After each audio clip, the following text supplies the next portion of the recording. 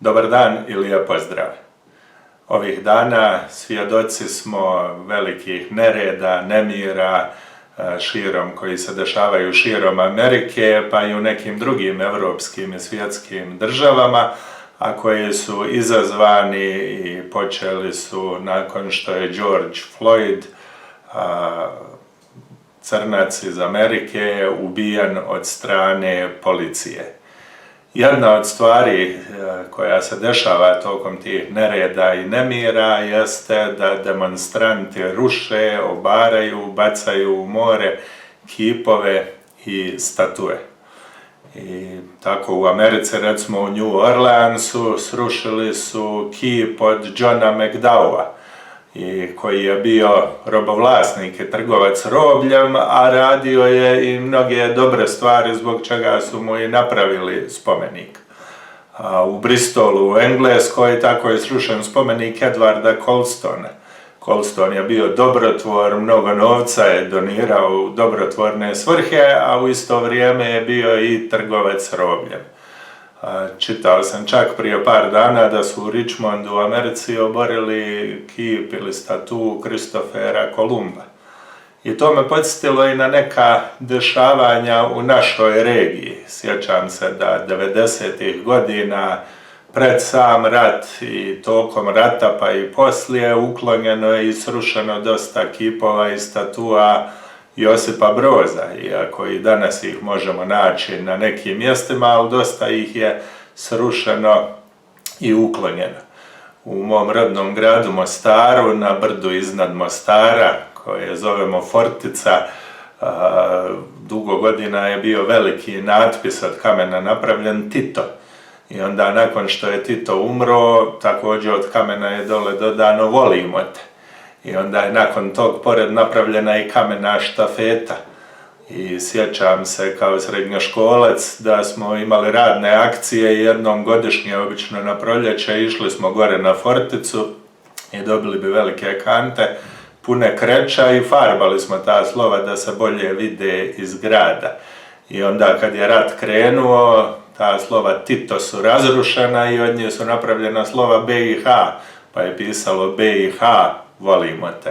Mislim da godinama to nije krečeno, pa da se danas teško može i primijetiti iz grada. Ili također jedan od simbola grada na Neretvi Mostara je bilo partizansko groblje, gdje su bili sahranjeni posmrtni ostaci dosta prvoboraca i partizana iz Drugog svjetskog rata i prije ovog našeg zadnjeg rata često im se tamo odavala počast. A danas u medijima vidimo da je to groblje vrlo često vandalizirano. I interesantno mi je da neki ljudi koji više nisu živi, imaju neka obilježja, statue, kipove, neki ljudi ih smatraju za junake, heroje, dobrotvore, a za neke druge ljude oni su zlotvori i te statue i kipovi po njihovom mišljenju trebaju biti uklonjeni. U Sarajevu gdje sad živim desio se atentat koji je u neku ruku uzrokovao Prvi svjetski rat, kad je Gavrilo Princip ubio princa Ferdinanda i njegovu trudnu suprugu. I sjećam se također prije rata u školama da smo učili o Gavrilu Principu kao o heroju i bile su stope njegove tamo na obali Miljacke gdje se atentat dogodio. Danas tih stopa više nema, spomenik je tu koji obilježava mjesto atentata, ali za neke Gavrilo Princip je heroj koji je tim atentatom prekinuo dugogodišnju tiraniju, a za neke druge ljude on je terorista koji je ubio nevinog, da tako kažem, čovjeka, političara, prestolonasljednika i čin je obilježio početak Prvog svjetskog rata. Šta je onda istina? Ko je u pravu? Oni koji podržavaju te određene ljude ili oni koji su protiv njih? U nastavku ovog videa možete poslušati mog dobrog prijatelja Michael Ottsa gdje govori o toj temi.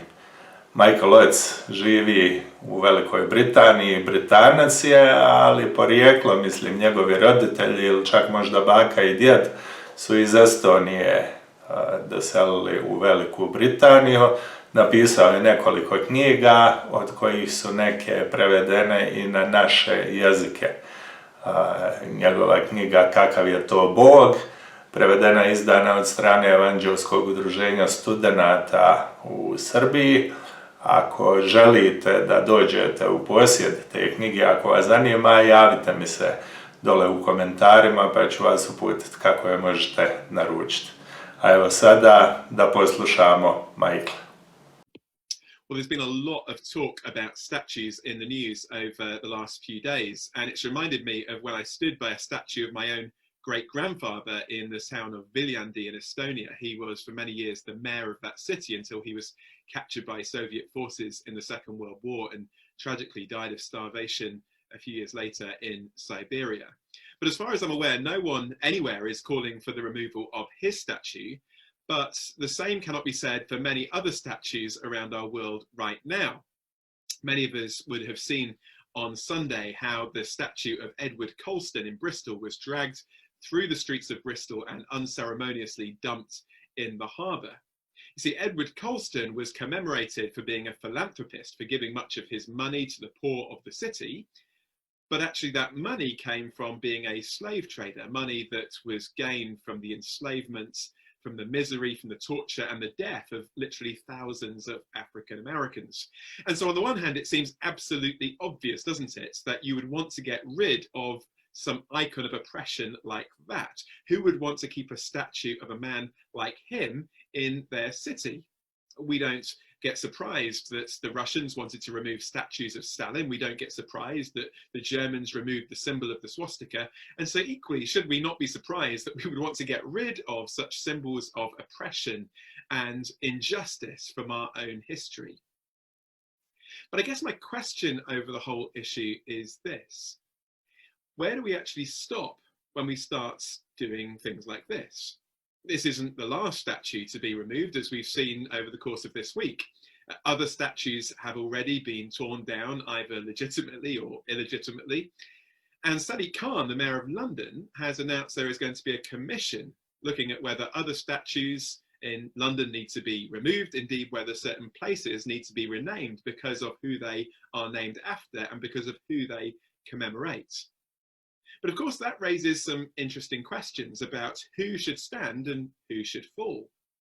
What about Sir Winston Churchill, a great hero to many, and yet someone who is perceived to have some very strongly racist ideas? Should he be commemorated or should his statue go? Well, there's a big debate there. But even more interestingly, and especially for Sadiq Khan, is another statue that he actually unveiled just 2 years ago. Millicent Fawcett was one of the suffragettes who fought for women's right to be able to vote just over 100 years ago. And her statue was unveiled in Parliament Square, not far from Churchill's statue. It was the first woman to be commemorated in Parliament Square. A great moment, and rightly so. But it's also worth noting that Millicent Fawcett, for all her incredible work as a suffragette, also held some deeply racist views. She was actually complicit in the concentration camps of South Africa that led to the deaths of about 25,000 Black Africans. She said things that would be considered explicitly and strongly racist. So what about her statue? Should that also be left to stand, or should it also be pulled down? You see, what we see here is that there is a real problem with some of the thinking behind the things that we're seeing in our world right now. We may or may not realize that the ideology behind a lot of what is happening is something called contemporary critical race theory. It's an academic idea, but at the heart of it, amongst other things, is this concept that you can divide the world into two groups of people. You can divide the world into the oppressor and the oppressed. So the whites are obviously the oppressors and blacks are oppressed. Men have often been oppressors and women are the oppressed. And we can see how that's played out in history, and there is a certain degree of truth to that, isn't there? But here's the problem with dividing the world into two groups in that way. Sometimes people can be both, can't they? So Winston Churchill, in his fight against fascism in the Second World War, was seeking to liberate our country from oppression. But in his racist views, we could also say that he was an oppressor. Millicent Fawcett, in her incredible work as a suffragette, was seeking to end oppression for women. And yet in her racist views and her complicity to what was going on, you could also say that she was an oppressor. How do we deal with the fact that it's a bit more complicated than simply putting people in two categories, one or the other? I've recently been reading The Gulag Archipelago by Alexander Solzhenitsyn. Solzhenitsyn suffered a great deal at the hands of the Soviet Union. He, in fact, was imprisoned for many years, and his book outlines the incredible suffering and injustice that he experienced during that time and under that system. And he shows the deep irony that the Soviet system that was designed to end oppression and to fight against injustice actually led to even greater oppression and injustice than the oppression that it was seeking to overthrow. You see, by grouping people together in a similar way and describing some as oppressors and others as oppressed, people were guilty not so much for what they individually had done, but for simply being part of a particular class or group. And such groups ultimately had to be eliminated.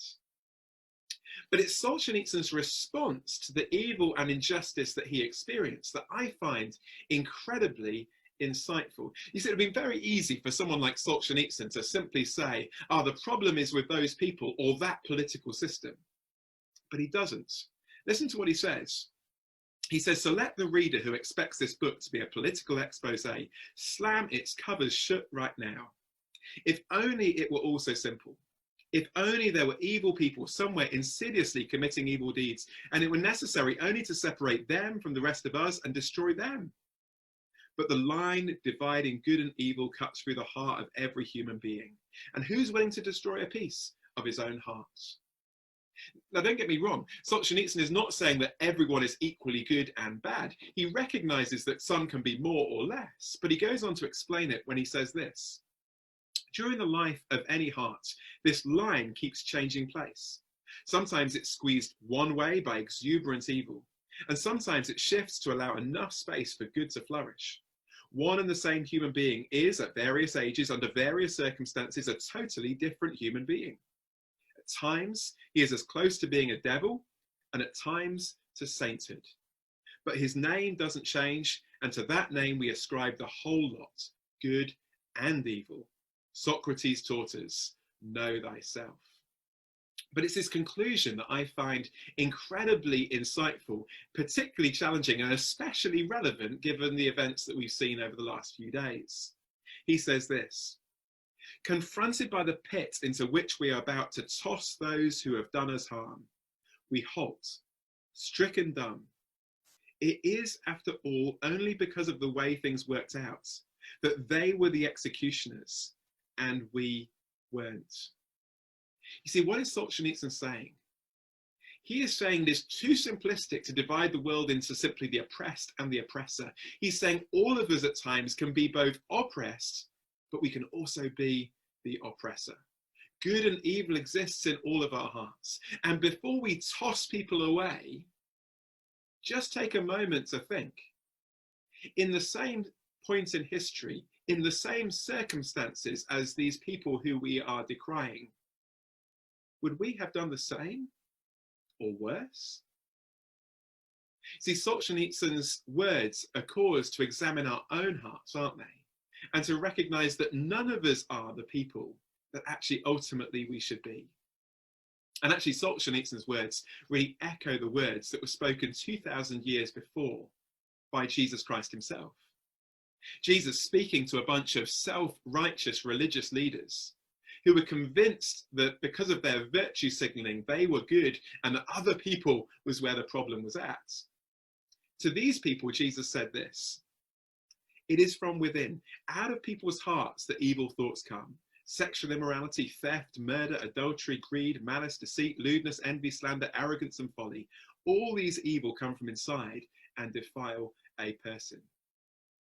See, Jesus saying actually the problem is not just out there, the problem is also in here. And we need to face up to the problem, the evil and the oppression in our own hearts as well. And yet the wonderful news is that Jesus didn't simply come to condemn. As one person put it, Jesus didn't come to rub it in, he came to rub it out. Jesus came to set us free from what we find in all of our hearts and to offer us forgiveness. You see, at the heart of the Christian story is how Jesus not only came to live, but ultimately to die. See, the symbol at the heart of Christianity is also a symbol of oppression, but it's a symbol of how God himself, the God who has all power and authority, became oppressed and suffers on a cross. And that is an incredible thing to think about. For when we find ourselves the victims of oppression and injustice, we can look to Jesus and look to the cross and see in Jesus someone who understands, who stands with us in our oppression and our injustice, and he knows what it's like.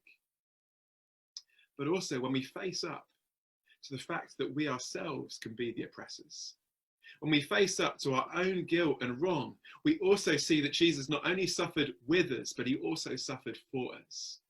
He took the ultimate consequences and the ultimate justice for what all of us have done, so that we can be forgiven, so that we can be set free, and so that we can be transformed. Someone who came to discover that incredible forgiveness and transformation that Jesus brings was another slave trader by the name of John Newton. He became a captain of ships that sailed around the world from Liverpool. And it was during one of those journeys that he had a powerful encounter that woke him up to the reality of where he was at before God. He became a committed Christian, and in the course of time, he came to reject the slave trade that he had been part of. In fact, he became a key abolitionist. One of his sermons, because he became ultimately a vicar after his conversion, had a massive influence upon William Wilberforce, who then led the abolition movement here in the UK. But John Newton himself is most famous for probably one of the best known hymns of all time, the hymn Amazing Grace. Amazing grace, how sweet the sound that saved a wretch like me. I once was lost, but now I'm found, was blind, but now I see. At the heart of the Christian story stands a message of grace. And it is that message of grace that allows us to face up to the evil that's not just out there, but also face up to the evil that's in here. It's that message of grace that allows us to do that because we can know in Jesus that we will not be condemned, tossed away and rejected, but we can be forgiven. And by his power in us, we can be changed and transformed. And that is fantastically and wonderfully good news. Divna milost, milozvučna, grešnog me spasila,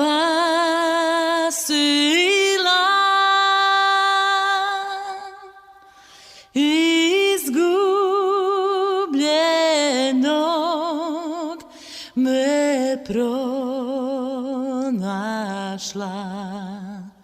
slijepog prosvjetlila.